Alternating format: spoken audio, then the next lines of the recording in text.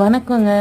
என்னோட பிறந்த நாளைக்கு 1 வாரத்துக்கு முன்னாடியே இந்த கிஃப்ட்டு என் கையில வந்துருச்சு. அப்படி என்ன இதுக்குள்ள இருக்குன்னு பார்க்கலாம். என் ஹஸ்பண்ட்க்கு கிஃப்ட் குடுக்குற பழக்கமே கிடையாது. என்னமோ முயற்சி செஞ்சிருக்காரு பார்க்கலாம்.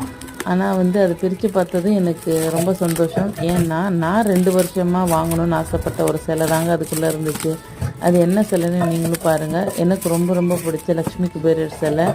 நான் பல இடங்கள்ல அத பார்த்து பார்த்து வச்சுட்டு வந்துருவேன்.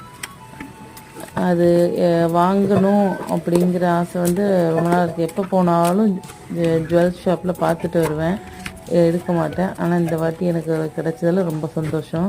இதுக்கு ஃப்ரீயாக ஜிஆர்டியில் 1000 ருபீஸ்க்கு மேலே ஜிபே பண்ணியிருந்தேன். அந்த விஸ்கு, ஸ்க்ராப்பர், மேஷர் எல்லாமே தந்திருந்தாங்க.